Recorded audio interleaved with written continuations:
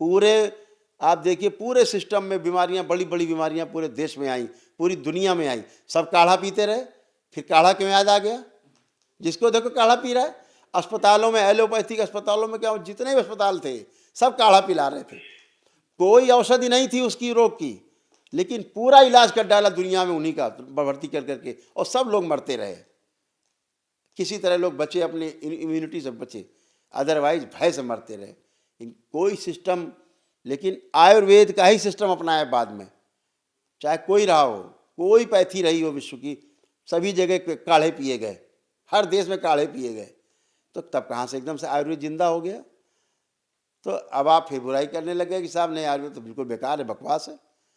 तो हम किसी की बुराई नहीं करते कि भाई एलोपैथी बेकार है कि नहीं, जिसको एलोपैथी में जाना जाए। यहाँ तो दरबार में वो आता है जो एलोपैथी से ऊब चुका है, टूट चुका है, मर चुका है। डॉक्टरों ने जिनको कह दिया कि जाओ, मर जाओ, घर में जाओ, अब कुछ नहीं हो सकता, इसका कोई इलाज नहीं है। आपके बच्चे का इधर बताया होगा डॉक्टर ने कोई इलाज नहीं है, बताया होगा इसका कोई इलाज नहीं है, मल्टीपल प्रॉब्लम है ना। और लेकिन दरबार तो देख रहा है, वैदिक प्रक्रिया आपने की है, स्वस्थ होता जा रहा है, अच्छा होता जा रहा है। दरबार आने के बाद बहुत सारा इम्प्रूवमेंट हुआ। तो यही बात है कि जो बदनाम करने की कोशिश की जा रही है ऋषि मुनियों की बनाई व्यवस्था को, बिल्कुल उचित नहीं है। और इसे परीक्षण हो जाए ना, दिक्कत क्या है?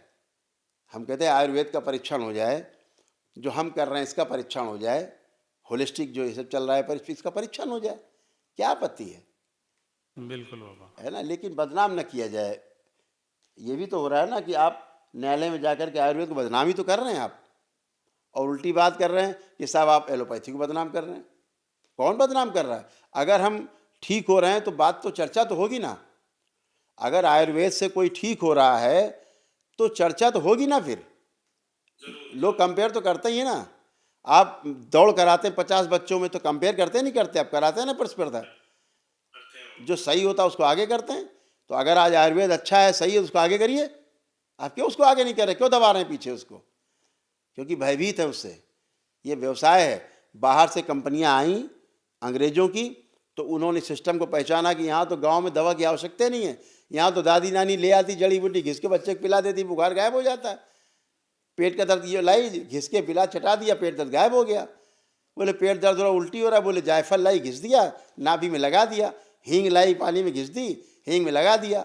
बोले पसली चल रही है, 12 सिंगा का सींग लाई, रगड़ दिया सिलबट्टे पे और ला के उसे लगा दिया छाती में, बोले पसली चलना बंद हो गया।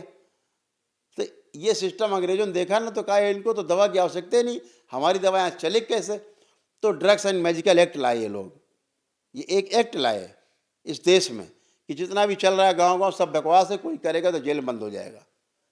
जानते थे हमारी जड़ी बूटियों से हम सुरक्षित हैं, तो चीज़ें बंद कराई धीरे धीरे इन्होंने, और बंद करा करके अपनी चीज़ें उन्होंने रखी और ला करके हम पे पूरा थोप दिया। आज पूरा देश उन दवाइयों के भार से दबा हुआ है। वो औषधियाँ जो हमें नहीं खानी चाहिए, प्रतिबंधित औषधियाँ भी इस देश में बिक रही हैं। जो दूसरे देशों में प्रतिबंधित हैं वो औषधियाँ भी यहाँ बिक रही हैं, हमारे देश में धड़ल्ले से बिक रही हैं। कौन सिस्टम देखने वाला है? लेकिन साहब आयुर्वेद को आप इस तरह बदनाम मत करें, इस तरह दबाने की कोशिश न करें। आपका तय एलोपैथी से कंपेयर करने की कोशिश न करें। किसी पैथी से कंपेयर किसी पैथी को न किया जाए। हर पैथी का अपना अपना प्रभाव है, हर पैथी के अपने अपने गुण दोष हैं, उनके गुण दोषों को परखा जाए, ठीक है ना। तो इस देश में ये जो चल रहा है ठीक नहीं चल रहा है, इसे ठीक करना होगा। खुश रहिए। करोली शंकर महादेव की जय। खुश और बाबा मैं प्रसन्न रहो। माँ बाबा के लिए मैं भेंट लाया हूँ बाबा। खूब खुश हो बेटा, प्रसन्न रहिए, बहुत धन्यवाद। ये आपके लिए देगा, ये खूब खुश आपके लिए देगा। Hero. Thank you hero, thank you.